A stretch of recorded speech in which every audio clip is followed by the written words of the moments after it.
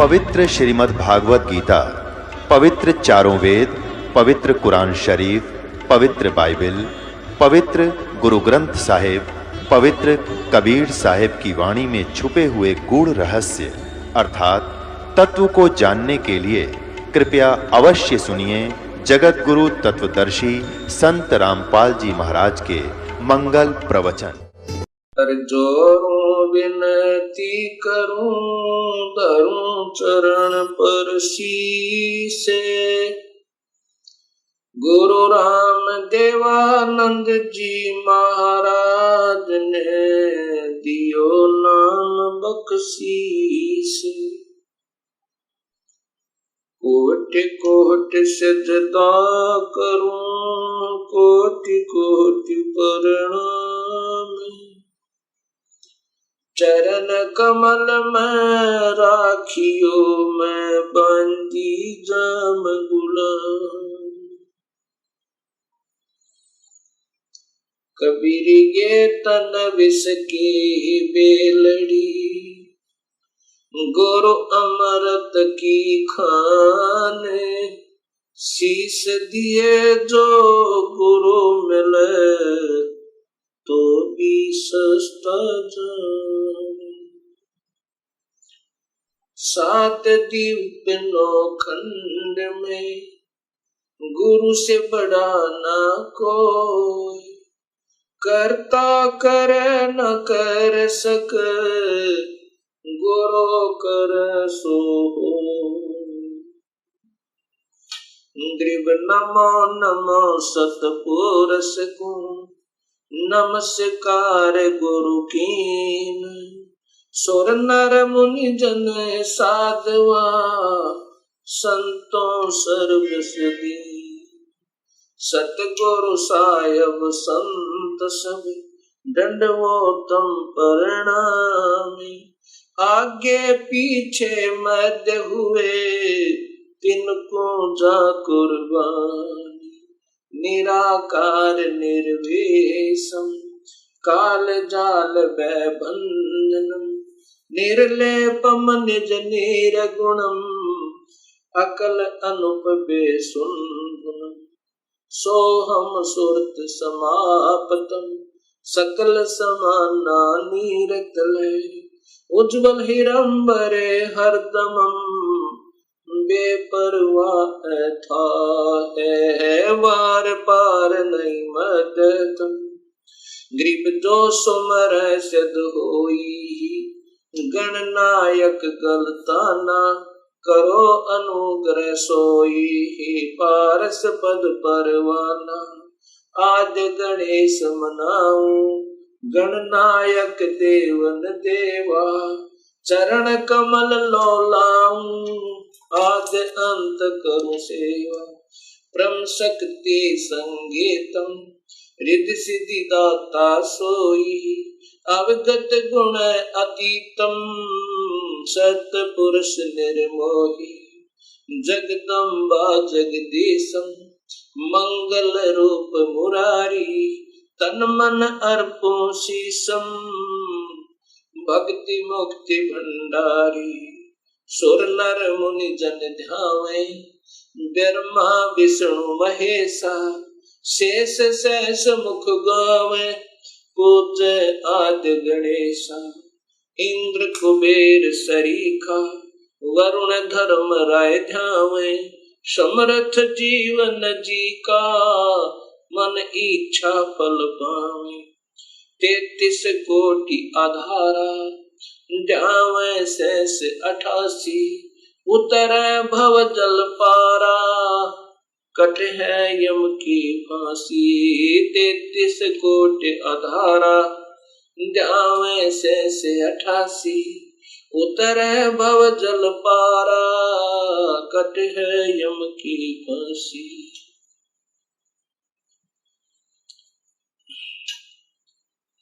कबीर लूट सको तो लूटियो राम नाम की लोटी। पीछे फिर पछताओगे प्राण जहांगे छूटे। नहीं भरोसा देही का, विनस जावे छन माही। श्वास उसास में सुमरण करो, और यतन कछु नाही। कबीर श्वास श्वास में नाम जपो, व्यर्था श्वास मत खो। ना जाने इसे श्वास को, आवण हो कि न हो। राम रटत कोटि भलो, चू चू पड़े जो चामे। ये कंचन दे किस काम की, जा मुख नाही नामी। कबीर जिव्या तो वो ये बली, जो रटे हरि नाम। नहीं तो काट बगाइयो, मुख में भलो ना चामे। कबीर राम रटत कन्या भली, साकट भलो न पूते। बकरी के गल में गल थना, जा में दूध न मोहते। कबीर राम रटत दारिद्र भलो, टूटी घर की छाने। वो सुंदर महल किस काम के, जहाँ भक्ति नहीं भगवान।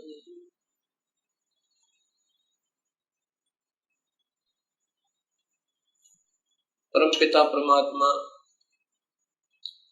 पूर्ण ब्रह्म भगवान कबीर साहिब की असीम कृपा से परिभाषा प्रभु की सर्वभक्त समाज के समक्ष पहुंची। इस सत्य ज्ञान को श्रवण करके तथा टीवी के ऊपर देखकर हजारों की संख्या में भक्त आत्माओं के श्रद्धा भरे पत्र तथा साथ में टेलीफोन के माध्यम से हमें उनके हृदय की पुकार, हृदय से की हुई प्रशंसा हमारे पास पहुंची। साथ में उनकी विनम्र शंकाएं भी आई। विनम्र भाव से उन्होंने प्रार्थना की कि जो आपने शास्त्रों के आधार पर यह सत्य ज्ञान समाज को दिया है, इसके लिए हम बहुत आभारी हैं। ऐसा स्वच्छ, ऐसा सत्य ज्ञान ये अभी तक कहां छुपा रहा, इसका कारण क्या रहा? ये हमारा दुर्भाग्य रहा कि अभी तक हमें ये सत्य ज्ञान नहीं पता चला, जबकि सभी शास्त्रों में और ज्यों का तो प्रमाण मिला। अब ऐसे भक्त आत्माओं की अगर शंकाओं का समाधान नहीं हो पाया तो इस शंका रूपी कांटा फिर इस भक्ति रूपी मार्ग में बाधक बन जाता है। इसके लिए सर्वप्रथम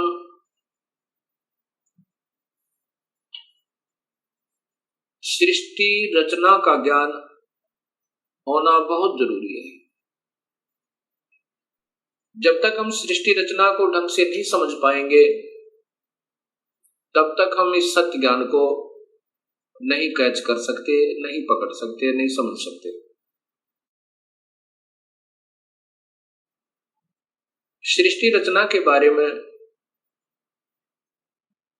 अभी तक समाज को, भगत समाज को, अपना कोई समाज नहीं है, कोई धर्म नहीं है हमारा एक ही धर्म है, मानव धर्म, और जीव अपनी जाति है। ये सबसे पहले हमने याद रखना चाहिए। जीव हमारी जाति है, मानव धर्म हमारा, हिंदू मुस्लिम सिख ईसाई ये धर्म नहीं कोई न्यारा है। हम एक पिता की संतान हैं, हमारा एक ही बाप है, वो कुल मालिक पूर्ण परमात्मा। और पिछले इतिहास को अगर हम देखें, उसमें ना कोई हिंदू था, ना मुसलमान, ना सिख, ना ईसाई। आज हम कोई हिंदू बना हुआ है, इस मानव शरीर के समाप्त होने पर भक्तिहीन प्राणी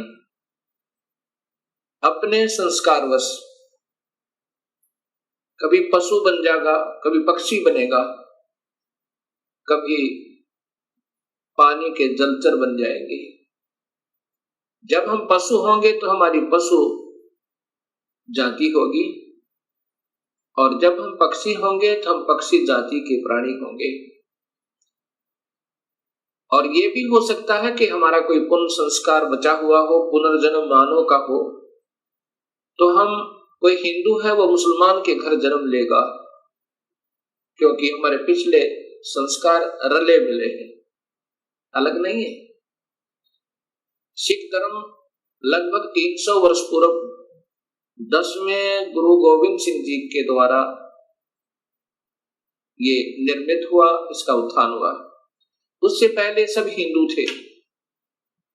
उनके पिछले नाम राजा राम, कृपाराम, रामचंद्र, चंद्रभान, इस प्रकार के 3-4 पीढ़ी से पूर्व के जितने पूर्वज हैं वो इन नामों पर है। ऐसे ही इससे पहले मुसलमान धर्म नहीं था। हजरत मोहम्मद जी ने एक विशेष पवित्र मार्ग बनाया था भक्ति का, लेकिन आने वाले समय में इसमें बहुत त्रुटियां बन गई। ऐसे ही पहले ईसा जी ने एक निर्मल भक्त समाज तैयार किया था, उससे पूर्व अब्राहिम जी ने, ऐसे ये आदम जी से पहले हिंदू धर्म था, और हिंदू से पहले केवल आर्य हुआ करते थे, कोई धर्म नहीं था। अब हमने ये विचार करना पड़ेगा कि हम दो नहीं हैं। जहां से भी भक्ति प्रारंभ होती है वो निर्मलता के आधार पर है। बीड़ी, शराब, मांस, तंबाकू उसमें कभी प्रयोग नहीं होता, और केवल एक प्रभु की ही साधना प्रारंभ होती है। आने वाले समय में उसमें त्रुटियां आ जाती हैं। मनमुखी गुरु लोग उसमें ढेर सारी त्रुटियां पैदा कर देते हैं, और जिसके कारण वो समाज का प्रारूप बदल जाता है, भक्त समाज का, उस धर्म का एक प्रारूप बदल जाता है, वास्तविकता नहीं रहती। फिर ऐसे ही सदियों उपरांत फिर ये मार्ग प्रारंभ होता है। उसमें प्रारंभकर्ता को कठिनाइयां अवश्य आती हैं। समाज समझता है कि ये निंदक है, सभी को की साधनाओं को गलत बता रहा है। बिल्कुल नहीं, गलत उनको लगेगा ये मार्ग जिनको स्वयं शास्त्रों का ज्ञान नहीं, और उनके गुरुदेव अधूरे हैं, जिन्होंने आज तक ये नहीं बताया कि ये सृष्टि कैसे रचेगी, जबकि शास्त्रों में विद्यमान है ये सारा ज्ञान। अब सबसे पहले हमने सृष्टि रचना का सही ज्ञान होना चाहिए। तो अब दास आपको सृष्टि रचना बताना चाहेगा। सर्वप्रथम केवल एक ही प्रभु था, उसका नाम कबीर है। वास्तविक नाम उस परमात्मा का कबीर है। वो अनामी लोक में, अकय लोक में रहता था, और वहीं पर हम सब जीव उसी परमेश्वर कबीर में समाये हुए थे। उसके बाद उस परमात्मा ने स्वयं प्रकट होकर, अर्थात अपने उस अनामी लोक में स्वयं ही 3 नीचे के लोकों की और रचना की। अलख लोक, अगम लोक, फिर अलख लोक, और नीचे का सतलोक। फिर सतलोक में आकर के उस परमेश्वर ने अन्य रचना की, सर्वप्रथम एक शब्द से 16 द्वीपों की रचना की। उसके बाद 16 शब्द फिर उच्चारण किए, उनसे अपने 16 पुत्रों का निर्माण किया, उनकी शब्द से उत्पत्ति की, वचन से, और उनको उन 16 द्वीपों में रहने की आज्ञा दी। उनमें से एक पुत्र अचिंत को उस सतपुरुष ने, क्योंकि सतलोक में उपमात्मक नाम उसी कबीर परमेश्वर का सतपुरुष, नि अक्षर पुरुष, परम अक्षर पुरुष, शब्द स्वरूपी राम, अकाल मूरत, पूर्ण ब्रह्म, ये उनके उपमात्मक नाम है, और वास्तविक नाम उस परमेश्वर का कबीर है।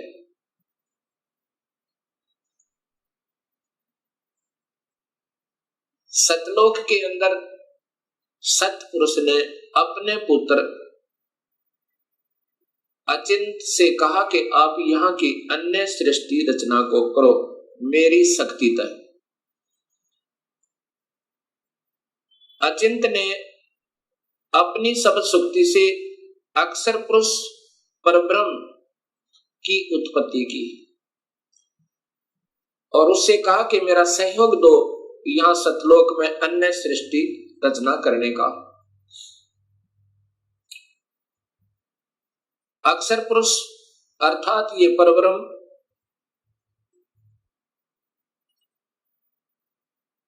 एक सतलोक में बने हुए मान सरोवर में, उसके अंदर अमृत जल है, सतलोक के अंदर जल अमृत है। उस अमृत सरोवर में प्रवेश कर गए और वहां आनंद से विश्राम करने लगे। अक्षर पुरुष को निद्रा आ गई। सतलोक के अंदर श्वासों से शरीर नहीं है। काफी समय तक सोते रहे। तब सतपुरुष ने अपनी शब्द शक्ति से एक अंडा, जल अमृत तत्व से एक अंडा बनाया और उसमें एक आत्मा प्रवेश की। उस आत्मा समेत उस अंडे को उस जल में डाला, अमृत सरोवर में, उस मान सरोवर में। वो अंडा गड़गड़ गड़गड़ करता हुआ नीचे जा रहा है तो अक्षर पुरुष अर्थात इस पार ब्रह्म की निद्रा भंग हुई। जब ही कोई अधूरी निद्रा से जागता है उसके अंदर कुछ कोप होता है।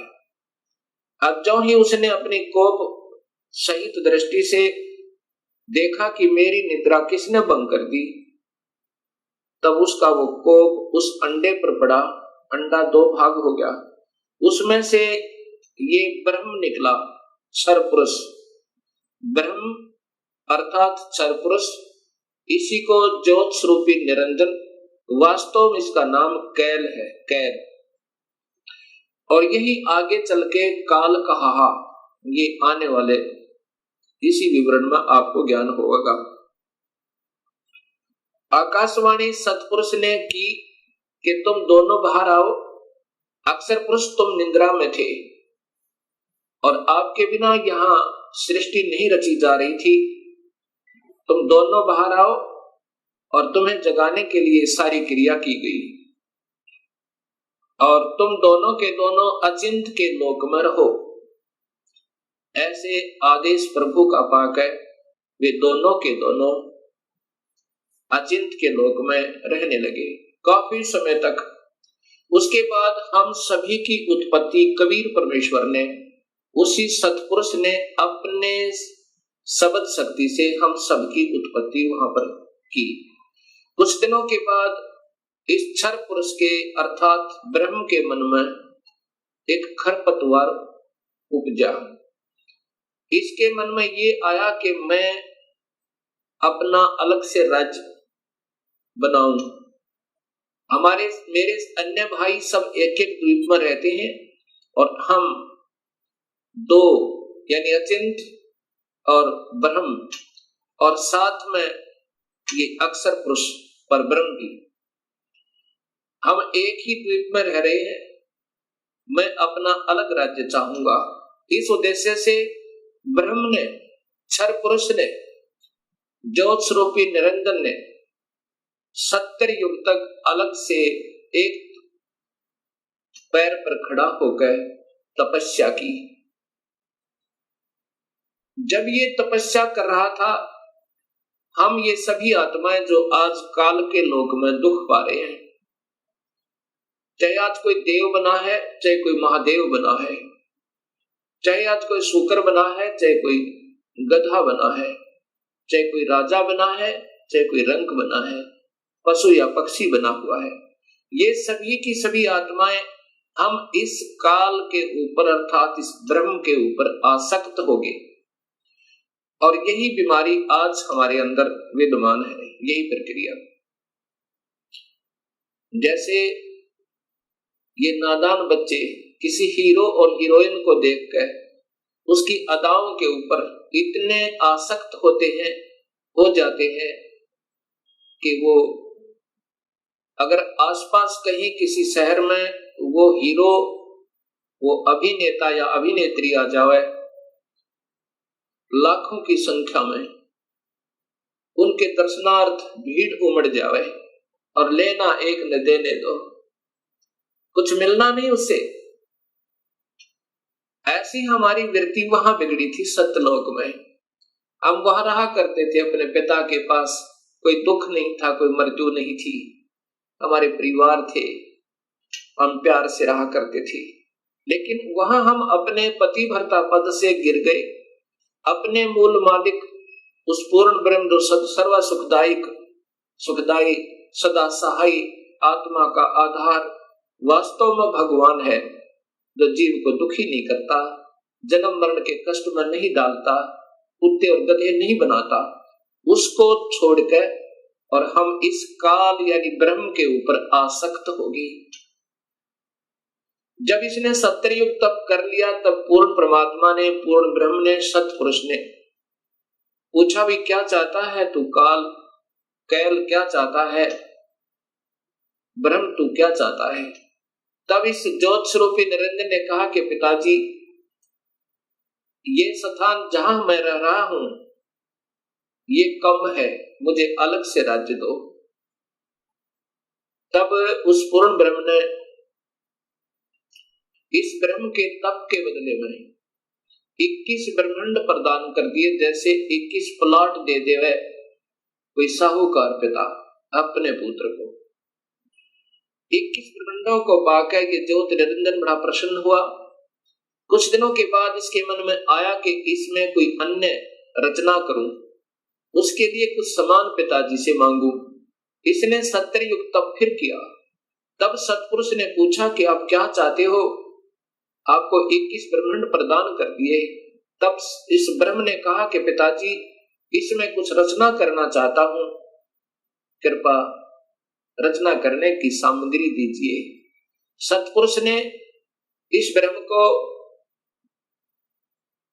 5 तत्व और 3 गुण प्रदान कर दिए।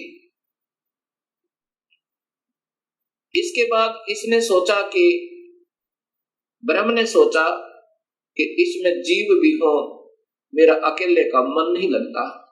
इस उद्देश्य से 64 युग तप फिर किया।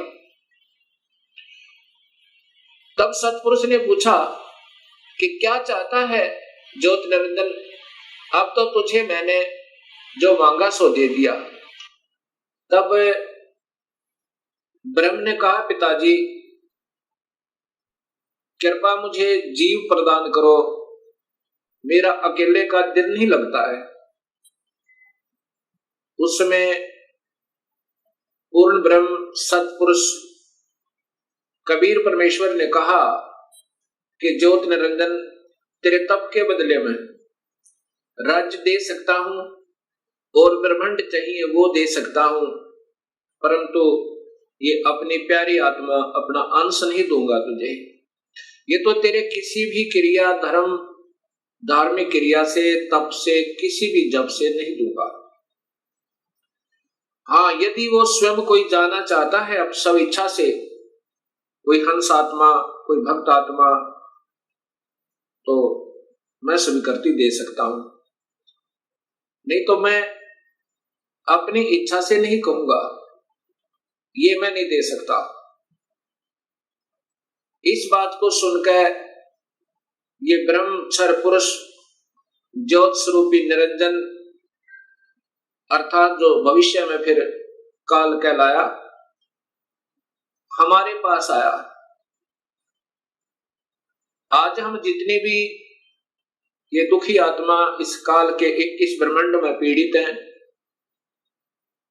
हमारे पास ये ब्रह्म आया और हमसे कहा कि मैं वहां अलग से ब्रह्मांड लिए हैं मेरे पिताजी से अपने तप के बदले में। वहां ऐसे स्वर्ग बनाऊंगा, महास्वर्ग बनाऊंगा और ऐसे दूधों की नदी बहाऊंगा, झरने बनाऊंगा। क्या आप मेरे साथ चलना चाहते हो? तब हम सभी ने जो यहां काल के 21 ब्रह्मांडों में पीड़ित हैं, कहा कि यदि पिताजी हमें आज्ञा दें तो हम चलने को तैयार हैं। इस बात को सुनकर ज्योत स्वरूपी निरंजन कबीर परमात्मा के पास आया और उससे कहा कि पिताजी कुछ आत्माएं हमारे साथ चलने को तैयार हैं। सतपुरुष से कहा इस काल ने ब्रह्म ने कि पिताजी कुछ आत्माएं मेरे साथ चलने को तैयार हैं, उन्होंने सहमति दी है। तब पूर्ण परमात्मा सतपुरुष अर्थात कबीर देव ने, कबीर साहिब ने कहा कि यदि वो मेरे सामने स्वीकृति देंगी, जितनी भी आत्माएं हैं जो तेरे साथ जाना चाहते हैं, तो मैं उनको आज्ञा दे दूंगा। ऐसा कहकर के सतपुरुष हम सभी आत्माओं के पास आया जो आज काल के लोक में कैद में बंद हैं। सतपुरुष ने, उस अकाल मूर्त ने, शब्द स्वरूपी राम ने हमसे पूछा कि जो आत्मा इस ब्रह्म के साथ जाना चाहती हैं वो अपनी सहमति व्यक्त करें। उस समय हम सभी घबरा गए और नहीं हिम्मत पड़ी अपने पिता के सामने स्वीकृति देने की। उस समय एक आत्मा ने सर्वप्रथम हिम्मत किया, डेयर किया और कहा कि पिताजी मैं इस ब्रह्म के साथ जाना चाहता हूं। उसकी देखा देखी फिर हम सभी ने स्वीकृति दे दी।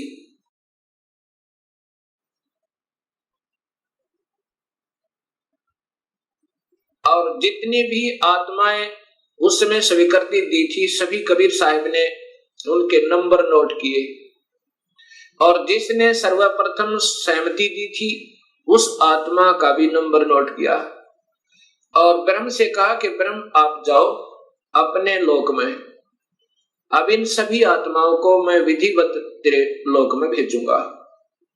ऐसा कहकर के सतपुरुष ने अपनी शब्द शक्ति तक उस प्रथम स्वीकृति देने वाली आत्मा को एक लड़की का रूप बना दिया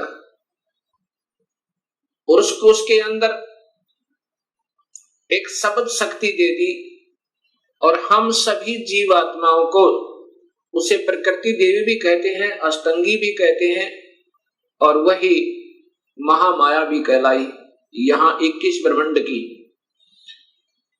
इस देवी को उत्पन्न किया अर्थात उस आत्मा का लड़की बनाया। फिर हम सभी आत्माओं को जो 21 ब्रह्मांड में आए हुए हैं उसके अंदर प्रवेश कर दिया, इस लड़की के शरीर में, प्रकृति देवी के शरीर में, अर्थात इसको अध्या माया भी कहते हैं और यही आगे चलकर त्रिदेवों की माता कहलाई।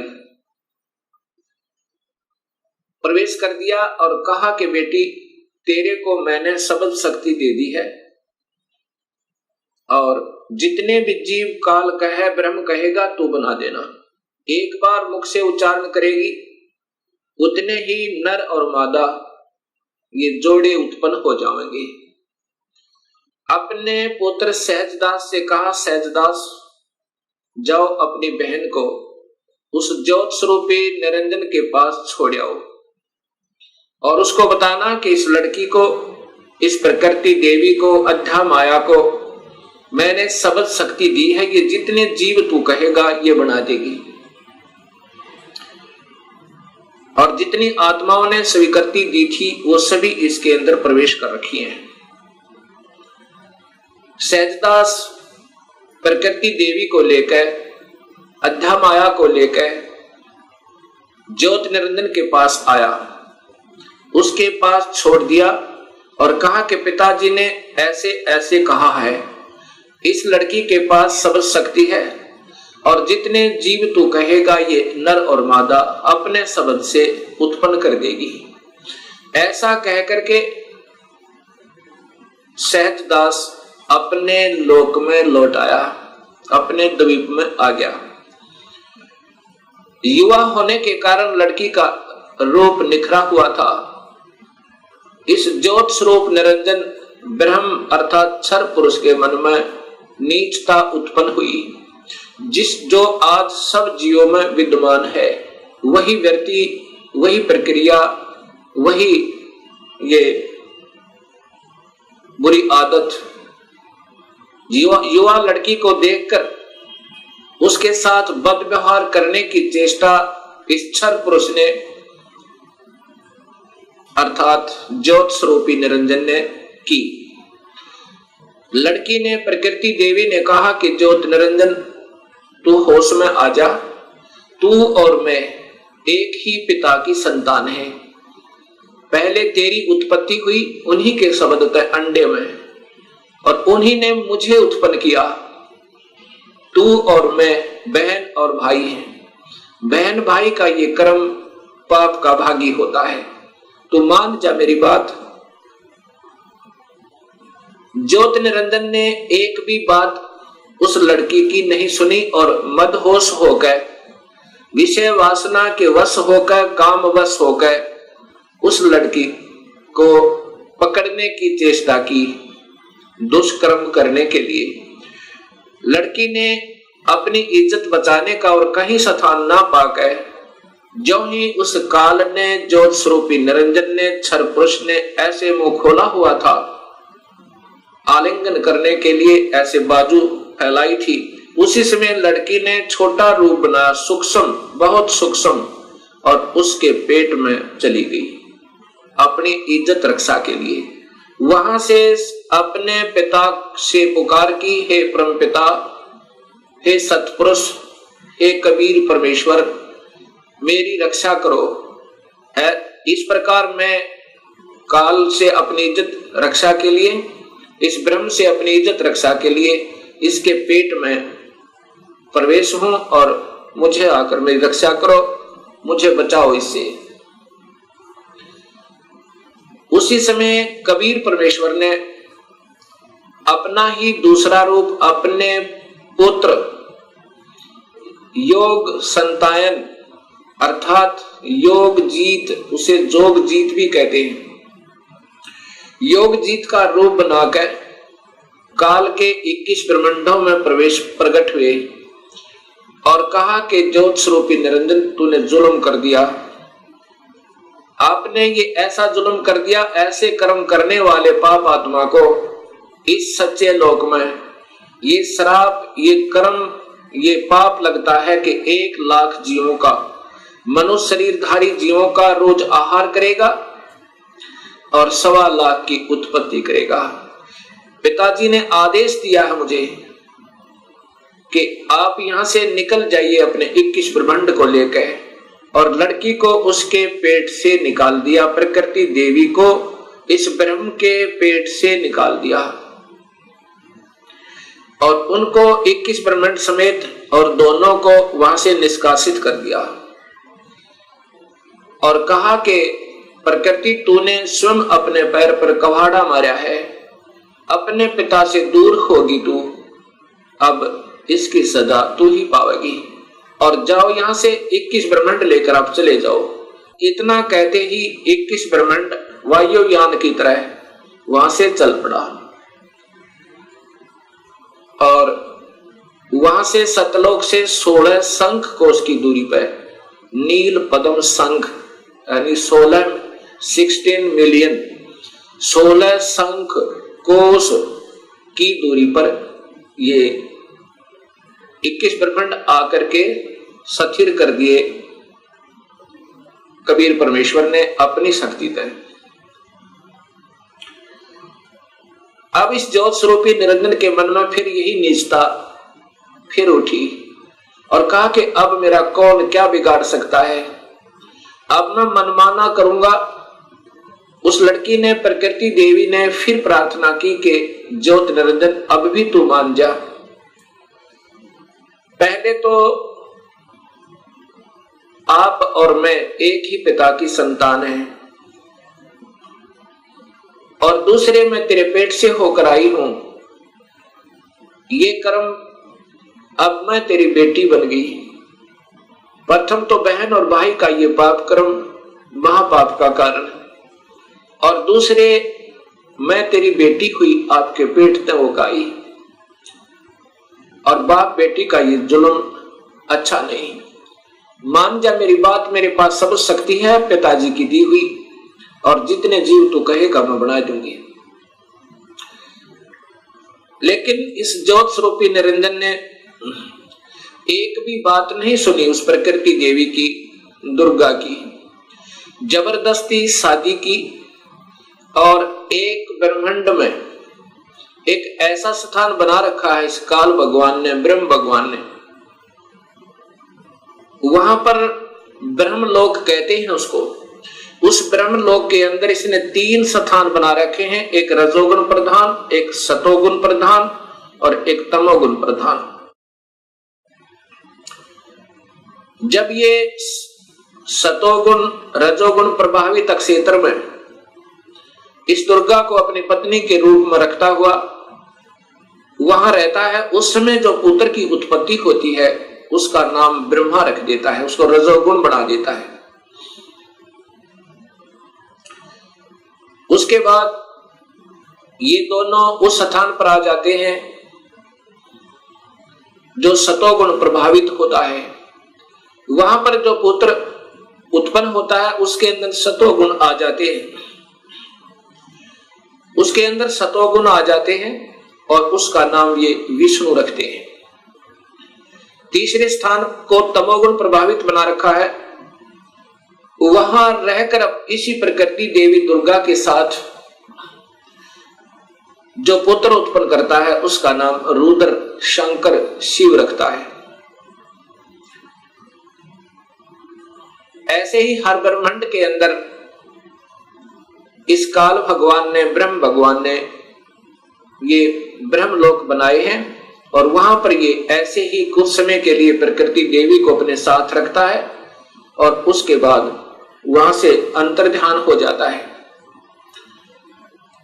अब जब इसने इस लड़की को, प्रकृति देवी को बदनजर से देखा था और ये लड़की प्रकृति देवी ने इसके पेट में शरण पाई थी, ज्योत निरंजन के पेट में, और फिर सतपुरुष ने अपने पुत्र जोगजीत का रूप बना करके आकर उसको निकाला था। उस दिन से इसका नाम काल पड़ा। कहा था कि आज से तेरा नाम काल होगा और 1 लाख जीवों का, मनुष्य शरीरधारी प्राणियों का रोज आहार करेगा और 1.25 लाख की उत्पत्ति किया करेगा। ये वहां पर सतलोक के अंदर ऐसा दुष्कर्म करने वाले को सबतः पाप लग जाता है। अब ज्योत स्वरूपी निरंजन काल ने अपनी पत्नी से कहा कि मैं ऐसे स्थान पर रहूंगा जहां पर कोई नहीं आ सकता, और आज के बाद मैं किसी भी 20 ब्रह्मांड के अंदर किसी भी व्यक्ति को, किसी भी प्राणी को आकार रूप में दर्शन नहीं दूंगा। मुझे निराकार समझा करेंगे, लेकिन मैं अपने वास्तविक रूप, काल रूप में अपने 21वें ब्रह्मांड में रहा करूंगा वहां पर कोई नहीं आ सकता, ना ब्रह्मा आ सकता, ना विष्णु आ सकता, ना शिव आ सकता, और ना ही कोई वेदों में के अनुसार साधना करने वाले साधक आ सकते। मैं वहां रहा करूंगा और सर्व कार्य मैं गुप्त रूप से किया करूंगा। तब प्रकृति देवी ने कहा कि निरंजन मैं तेरे वश होगी, अब कुछ भी नाच नचा। इतने बड़े ब्रह्मांडों को, इन 20 ब्रह्मांडों को मैं कैसे चलाऊंगी एक स्त्री की जाति, और तू मुझे छोड़कर जा रहा है, कहता मैं आज के बाद किसी को दर्शन नहीं दूंगा। तब ज्योत स्वरूप निरंजन अर्थात इस काल भगवान ने, ब्रह्म ने कहा कि प्रकृति चिंता ना करे, जो कुछ भी करूंगा वो मैं ही करूंगा, तुम तो निमित्त मात्र होगे, और ये बच्चे ब्रह्मा विष्णु महेश ये भी केवल निमित्त होंगे, इन सब का रिमोट मेरे पास होगा, सब कार्य मैं करवाऊंगा, तू चिंता मत कर। और जब ये बच्चे थोड़े से सियाने हों, इनको अचेत कर देना, जब ये बाल अवस्था से ऊपर उठे इनको अचेत कर देना, और मेरा भेद मत बताना, ये समझ लेना ध्यान से, अगर मेरा भेद तूने इनको बताया तो मेरे से बुरा नहीं होगा, ऐसे उसको डरा धमका दिया। इस प्रकार ये काल उसके बाद निराकार कहलाता है, लेकिन ये आकार में अपने उस काल लोक में विद्यमान रहता है। जब ये बच्चे ब्रह्मा विष्णु महेश सियाने हुए, तब तक इनको अचेत रखा गया। जब ये सियाने हुए, उसमें ब्रह्मा को कमल के फूल पे, विष्णु को शेष सैया पे, और शिव को एक कैलाश पर्वत पे इनको बेहोश रखा हुआ था, और फिर वहां पर सचेत कर दिया। सबसे पहले ब्रह्मा को कमल के फूल पे इसी स्वयं ब्रह्म ने, काल ने अपने ही नाभि से एक कमल प्रकट किया। वो महाविष्णु, महाब्रह्मा, महाशिव रूप में, 3 रूप में ब्रह्मलोक में रहता है, हर ब्रह्मांड के अंदर। उस समय ब्रह्मा को उस कमल के फूल पर रख दिया।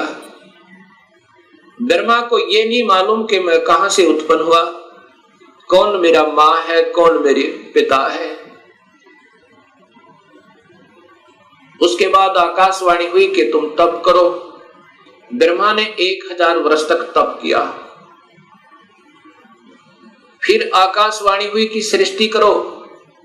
तब ब्रह्मा ने सोचा कि मैं काहे की सृष्टि करूं, सब जगह जल ही जल है, कहीं पृथ्वी दृष्टि गोचर नहीं हो रही है। इतने में मधु और कैटब नाम के 2 राक्षस काल ने प्रेरित करके और ब्रह्मा की ओर भेज दिए। ब्रह्मा डर के मारे उस कमल के फूल को के डंठल को पकड़कर नीचे उतर गया, बहुत स्पीड तय। नीचे जब आया तो उसी जल के ऊपर एक शेष सैया पर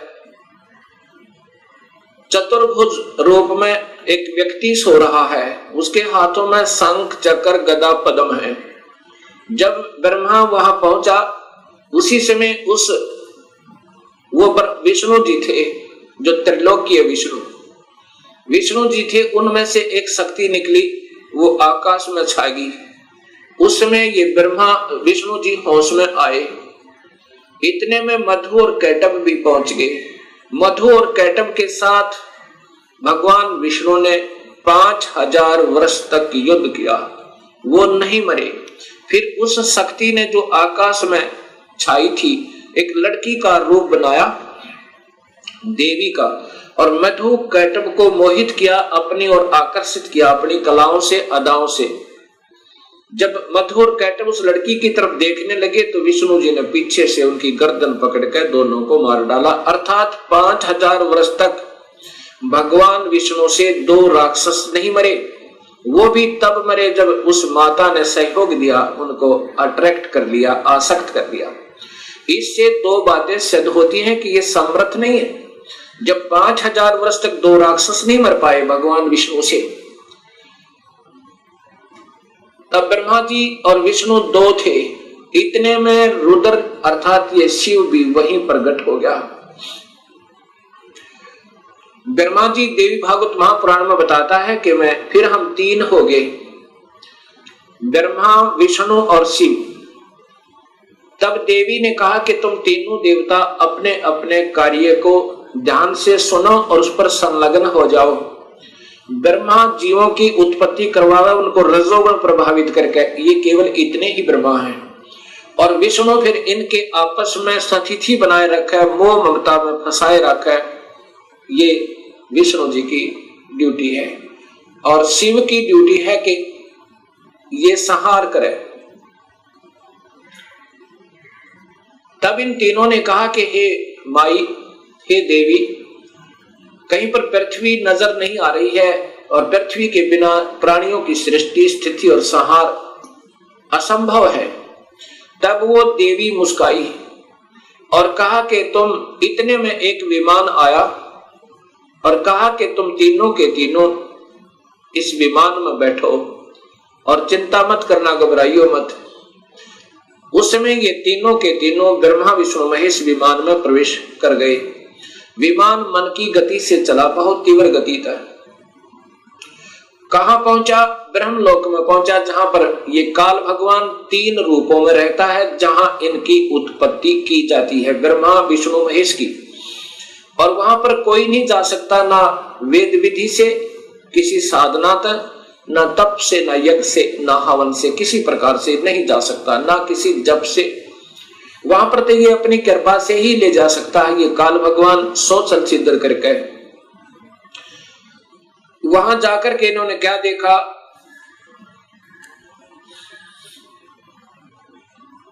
एक इंद्र देखा वहां पे, क्योंकि वो महास्वर्ग के अंदर एक महा इंद्र है। उसके बाद फिर आगे विमान गया, वहां एक ब्रह्मा देखा। जब दूसरा ब्रह्मा देखा तो शिव और विष्णु ब्रह्मा जी से पूछने लगे कि हे चतुरानन, ये दूसरा ब्रह्मा कौन है? तब ब्रह्मा जी ने कहा, मुझे नहीं मालूम ये कौन है। उसके बाद विमान आगे चला। फिर क्या देखा कि त्रिनेत्रधारी भगवान शिव दूसरा देखा, जो नंदी वृषभ पर सवार थे, हाथ में त्रिशूल लिए हुए थे। उसके बाद इनका विमान आगे चला। वहां पर क्या देखा कि एक विष्णु और थे, और वह बहुत सुंदर विशाल लक्ष्मी का एक भवन था, उसमें बहुत ऐश्वर्य के साधन उपलब्ध थे। उसके बाद विमान आगे पहुंचा। कहां गया? एक माई बैठी थी, जिसके शरीर में जैसे हजारों बिजलियां चमक रही हो, इतना तेज था, इतना नूर था, और वो प्रकृति देवी थी। ये ब्रह्मा विष्णु महेश की मां थी, मां है जो इन्होंने देखी। विमान वहां रुका। देवी एक विशाल भवन के अंदर विराजमान थी। तब उसने कहा कि तुम तीनों के तीनों जहाज से नीचे उतरो। हम नीचे उतरे। ब्रह्मा विष्णु महेश, ब्रह्मा बता रहा है देवी भागवत महापुराण में, नीचे उतरे। तब विष्णु जी ने ध्यान से देखा और कहा कि ये तो अपनी मां है। इस माई के दर्शन मैंने किए थे जब मैं बालक था, छोटा सा था। जब मैं बालक था, छोटा सा था, तब मैंने इस माई के दर्शन किए थे। इससे सब सिद्ध है कि इनका जन्म है और ये तीनों की मां है। तब ब्रह्मा विष्णु और शिव ने तीनों ने स्वीकार कर लिया कि ये ही अपनी जननी है। तब शिव जी कहते हैं, हे माता, जब आप ब्रह्मा को उत्पन्न करने वाली आप हैं, विष्णु भी जब आपके बालक हैं, तो ये तीसरा भी आप ही का बच्चा है।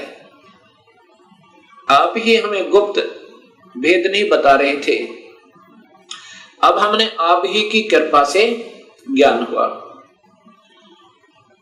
अब इसका प्रमाण आपको सबसे पहले देवी भागवत महापुराण में देता हूं। पहले आपको देवी भागवत महापुराण से प्रथम शिव पुराण को दिखाता हूं, उसके बाद फिर आपको देवी भागवत महापुराण दिखाऊंगा। और ये शास्त्र पहले से उपलब्ध थे, कोई आज नए नहीं बनाए इस दास ने, क्योंकि जितने हमारे अभी तक शास्त्र विद रहे वो अल्पज थे, अधूरे ज्ञान युक्त थे, वो उनको इस सत्य मार्ग का पता नहीं था। इसलिए हमारे सभी पूर्वजों को भूत बना दिया गीता विरुद्ध साधना करवा के, और पितर बनवा दिया गीता विरुद्ध साधना करवा के। गीता में लिखा है कि देवी देवताओं की पूजा मत करो, ब्रह्मा विष्णु महेश की पूजा भी नहीं करनी है, तीनों गुणों की भक्ति नहीं करनी है, केवल ब्रह्म से प्रारंभ होती है भक्ति, और पूजा करनी है केवल पूर्ण ब्रह्म की। अब मैं आपको देवी भागवत, पहले आपको शिव महापुराण दिखाता हूं।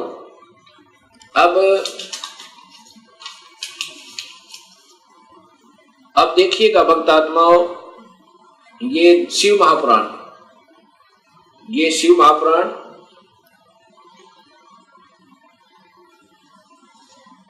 इसके अंदर आपको पता चलेगा श्री शिव महापुराण भाषा सटीक सहितम, ये संस्कृत युक्त है, इसमें संस्कृत भी साथ है। और ये शिवा भाषा टीका टीकोत्तम, टीकाकार है डॉक्टर ब्रह्मानंद त्रिपाठी, साहित्य आयुर्वेद ज्योतिष आचार्य, MA PhD DMCA, ये टीकाकार हैं इनके। और ये आपके समक्ष है, इसमें क्या लिखा है यहां देखिएगा।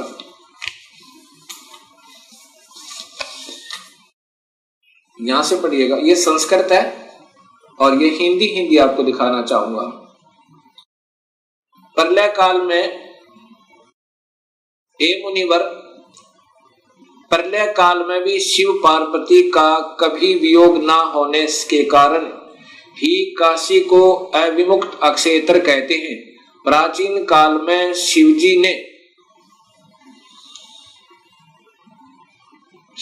ने इस अक्षेत्र का नाम पहले नंदनवन और बाद में अविमुक्त रखा था। हे देवर्षि नारद, आनंद वन में रमण करते हुए शिव पार्वती के मन में इच्छा हुई कि किसी दूसरे पुरुष का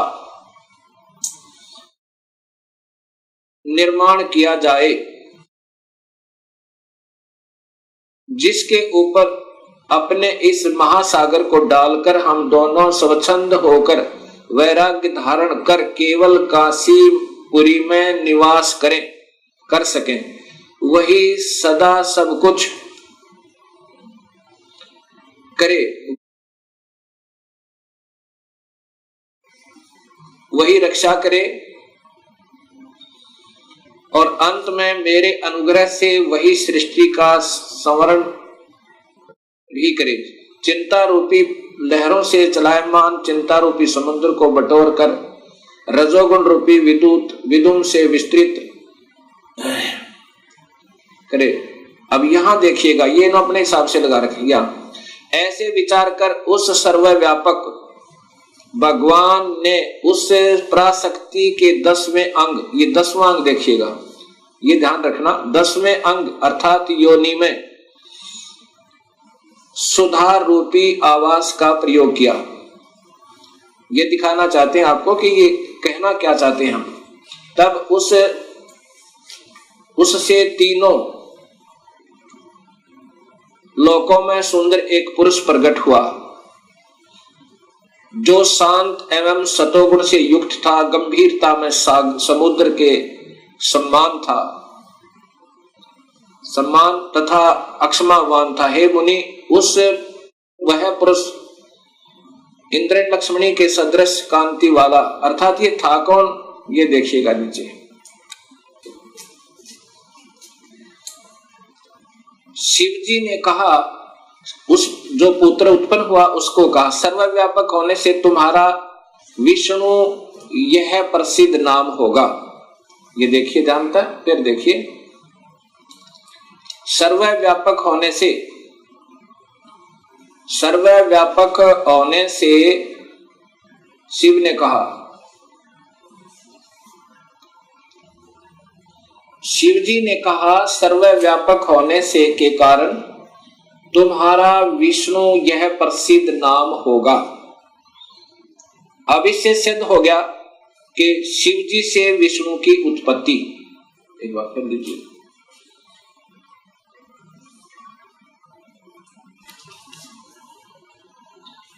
अभी आपने ये शिव महापुराण में छठे अध्याय को देखा। छठे अध्याय में कि भगवान शिव से और पार्वती के संयोगता। पार्वती कौन? ये महाशक्ति यानी शेरा वाली प्रकृति के द्वारा विष्णु की उत्पत्ति की। अब सातवां अध्याय, ये संस्कृत भी साथ है। अब यहां आगे देखिएगा, ये हिंदी देखिएगा। ब्रह्मा जी ने कहा कि विष्णु भगवान के शयन करने के बाद उनकी नाभि से एकाएक बहुत बड़ा कमल पुरुष उत्पन्न हुआ, कमल पुष्प। अब ये ब्रह्मा बता रहा है लेकिन तुक्के लगा रहा, क्योंकि ये स्वयं बेहोश था पहले, इसको आप ही नहीं मालूम वो कौन से विष्णु की नाभि से मिला। ये देखिएगा, उत्पन्न हुआ जिसकी नाल टंकार फल फूल के फूल। अब ज्यादा ना देख रही देखिएगा, उस सांब शिव परमेश्वर भगवान शिव ने पहले की भांति जैसे विष्णु की उत्पत्ति की थी दुर्गा और काल के संयोग तय, पहले की भांति अपने दाहिने अंग से मुझे उत्पन्न किया। ब्रह्मा कह रहा कि मेरी उत्पत्ति भी उस काल ब्रह्म से, यानी शिव कह रहे हैं, ये शिव हो महा ब्रह्मा महाविष्णु महाशिव रूप में ये काल ही रहता है, मुझे उत्पन्न किया। ये ब्रह्मा जी ने बताया।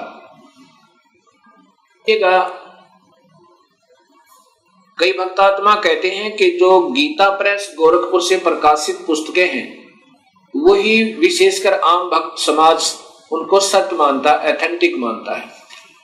अब आपके सामने यही गीता प्रेस गोरखपुर से प्रकाशित ये पुस्तक दिखाते हैं, शिव महापुराण।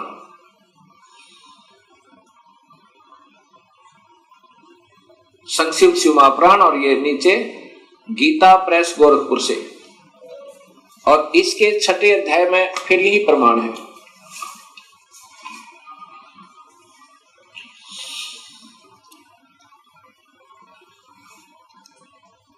इसी शिव महापुराण का ये छठा अध्याय है।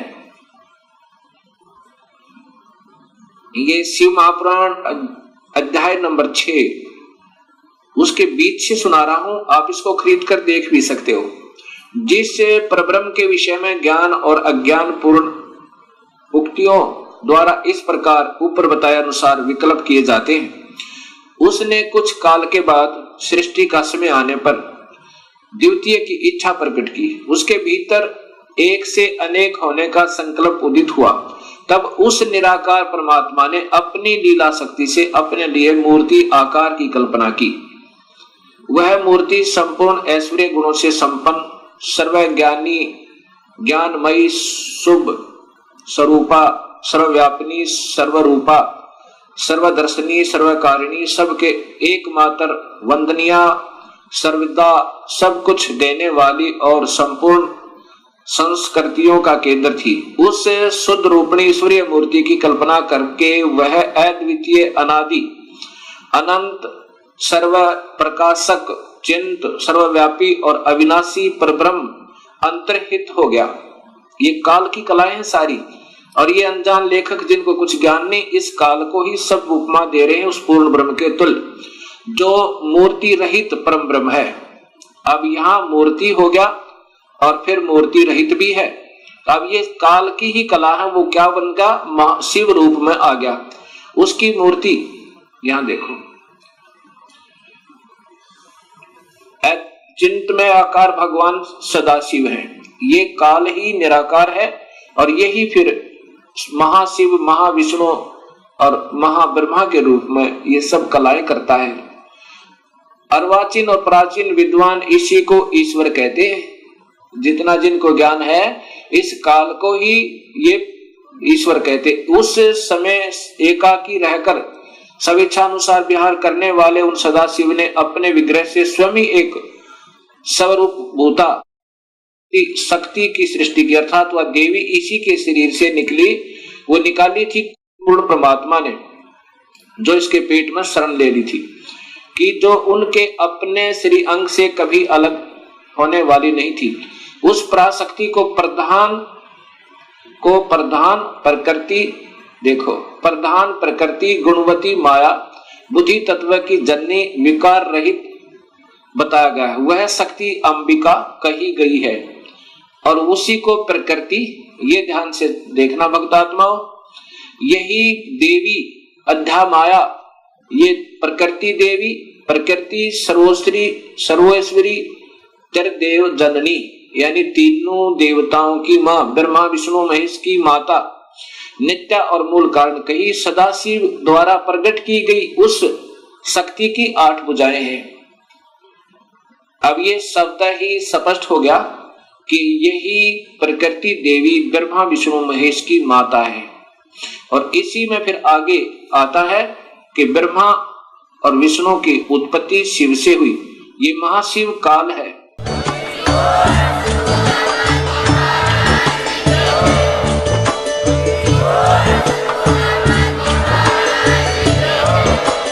आप सुन रहे थे जगत गुरु तत्वदर्शी संत रामपाल जी महाराज जी के मंगल प्रवचन। अधिक जानकारी के लिए विजिट कीजिए हमारी वेबसाइट www.jagatgururampalji.org। संत रामपाल जी महाराज जी के शुभ आशीर्वाद से पूरे विश्व भर में 500 से भी ज्यादा नाम दीक्षा केंद्र हैं, जिन पर संत रामपाल जी महाराज जी द्वारा ऑनलाइन निशुल्क नाम दीक्षा दी जा रही है। अपने नजदीकी नाम दीक्षा केंद्र का पता करने के लिए संपर्क करें 8222880541।